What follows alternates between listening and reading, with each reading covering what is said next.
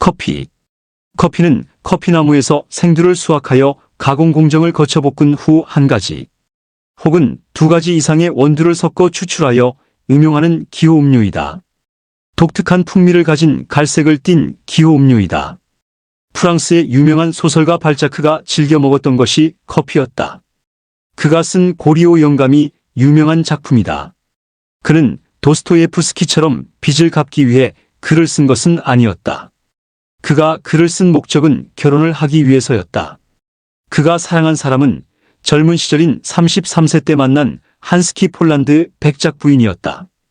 그녀는 기혼녀였고 하도 발자크가 애걸복걸하니 약속을 했다.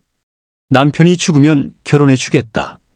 그래서 결혼하게 된 것은 그 이후 18년이 지난 뒤인 발자크가 51세가 되었을 때였다. 그동안 그는 결혼을 준비하기 위해 글을 썼고 작품으로 유명세를 날리게 되었다. 그런데 결혼 후 5개월 만에 죽었다. 안타까운 노릇이다. 오랫동안의 기다림을 위해 그가 즐겨 마셨던 것이 커피였다. 대략 죽을 때까지 그가 마신 커피 양이 5만 잔 정도라고 한다. 그 뒤부터 커피는 악마의 유혹이라는 별칭을 갖게 되었다. 최초의 커피 원산지는 아프리카 에티오피아라고 한다. 우리나라도 강원도 춘천에 가면 이디오피아의 집이라 해서 커피 전문점이 있다. 그곳에서 생산된 커피가 중동으로 이동했고 그리고 유럽으로 전해졌다. 처음에 커피를 먹게 된 계기는 염소에게서 비롯되었다. 어느 날 염소를 키우던 목동이 있었는데 이 커피 열매를 먹은 염소가 하루 종일 돌아다니고 기분 좋아하는 모습을 보게 된 이후 이를 먹게 되었다. 1651년 유럽에 전해진 커피는 처음에는 냉대를 받았다. 이교도의 음료, 이슬람의 와인, 악마의 유혹, 사악한 검은 나무의 썩은 물이라고 했을 정도였다. 그런데 교황 클레멘티 8세가 커피를 마셔보고 하는 말이 재미있다. 이렇게 좋은 걸 이슬람 놈들만 마시는 건 말도 안 된다. 커피와 불가분의 관계를 갖고 있는 것이 바리스타다. 바 안에서 만드는 사람이라는 의미다.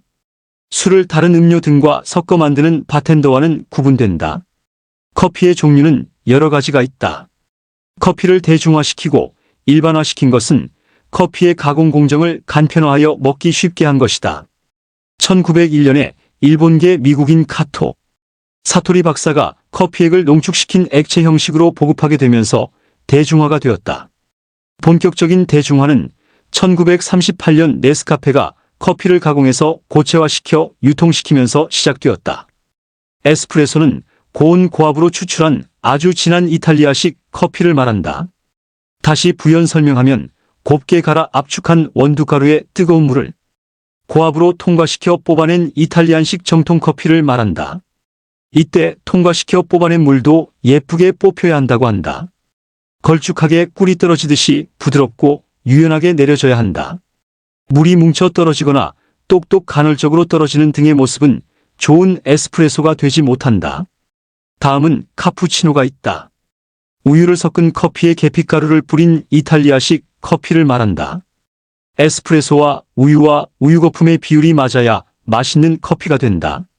잔의 높이로 본다면 1대 1대 1이 되며 양으로 본다면 1대 2대 3의 비율이 된다. 거품의 두께가 최소한 1cm 이상이 되어야 한다. 카페라떼는 우유 거품의 양에서 차이가 있다. 라테는 거품의 양이 0.5 내지 1cm이다. 반면 카푸치노는 약 1.5cm 정도이다.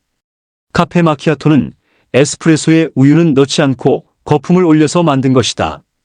카푸치노의 레시피다. 첫째, 에스프레소 30ml를 추출한다.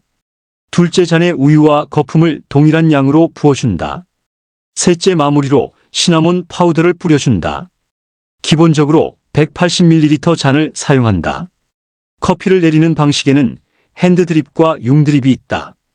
핸드드립은 드리퍼와 종이 필터를 사용하여 커피를 추출하는 것을 말한다. 융드립 커피는 천을 사용하여 커피를 추출하는 방식이다. 카페콘 파나커페이칸 PANNA는 에스프레소에 휘핑크림을 얹은 커피다. 판나는 생크림을 뜻하고 콘은 넣은 이라는 뜻을 가졌다. 에스프레소를 베이스로 생크림을 넣어 부드럽게 마시는 에스프레소 기본 메뉴이다.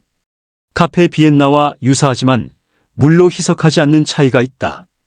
우리나라에서는 카푸치노로 인식된다. 카페 아메리카노는 에스프레소를 물로 희석한 커피를 말한다. 에스프레소를 뜨거운 물과 1대2 정도의 비율로 희석하며 농도는 취향에 따라 조절한다. 미국인들이 즐겨 마신다고 해서 아메리카노라는 명칭이 부여되었다. 우리나라의 커피의 시작은 고종이 아관파천으로 러시아 공사관에 갔을 때 웨베르 공사가 커피를 권해서 마신 것이 시초다. 1세대 바리스타로 불리는 이가 일서삼박이다. 고서정달 신촌 콜롬비아, 고 박원준이대 앞 다도원, 박상홍 캐나다 이민, 박이추 강릉 보헤미안을 이른다. 유일하게 살아있고 우리 곁을 지켜주고 있는 이가 박이추 68세 바리스타이다. 강릉 연곡면에 보헤미안이라는 카페를 열고 있는 1세대 바리스타로 전설적인 분이다. 좋은 커피는 삶의 갈증을 잊게 합니다. 그는 커피를 배우기 위해 일본으로 건너갔다. 중앙커피 주식회사와 기사텐 학원에 1년 반을 다니면서 커피에 관해서 배웠다. 그리고 일본 커피 연구소의 가라사와 소장에게 커피 만드는 법을 배웠다. 1988년 해화동과 안암동에 카페를 열고 원두커피 보급에 앞장섰다. 고려대 앞 지하갑에 보헤미안 란 카페를 열어 커피를 제대로 알리고자 애썼다. 그러다 강릉으로 내려와 연곡면에 보헤미안을 열고 커피를 보급하게 되었다. 지금은 강릉을 커피의 본고장으로 만드는데 앞장서고 있다. 강릉 1원에 분점 2개를 열었다. 상암동 한 방송국 건물에도 분점이 있다. 베트남에 커피 농장을 운영하려는 시도를 하고 있는 중이다. 다음으로 수요 미식회 커피편에서 소개된 문 닫기 전에 가야 할 식당이다. 이태원에 위치한 카페다. 2명의 바리스타가 있다. 임성은 바리스타는 에스프레소 전문이고 권효섭 바리스타는 융드립 전문이다. 3000번의 키스와 맞먹을 정도로 오묘한 맛을 가진 커피는 바리스타에 따라 원료에 따라 여러 가지 오묘한 맛을 간직하고 있다. 커피 맛은 쓴맛, 신맛, 단맛 등 여러 가지가 혼재되어져 있다. 60년대 다방에서는 커피에 프림을 넣고 설탕을 넣어 마셨다. 요즘에는 그것은 다이어트와 성인병의 주범으로 몰렸다. 최고의 맛은 신맛이라고 한다. 카페인 성분으로 인해 각성 효과를 가지고 있고 잠을 못 들게 하기도 한다. 어떤 이는 하루에 10잔, 20잔, 30잔씩 마시는 호사가가 생겨나기도 한다. 비록 카페인 성분으로 몸에 유해하다는 설에도 불구하고 중독성이 강하다 보니 찾는 이는 계속 늘어나게 될 것이다. 아무튼 커피는 이제 우리의 일상에서 빠질 수 없는 기호품으로 계속 성장 발전해 갈 것이다.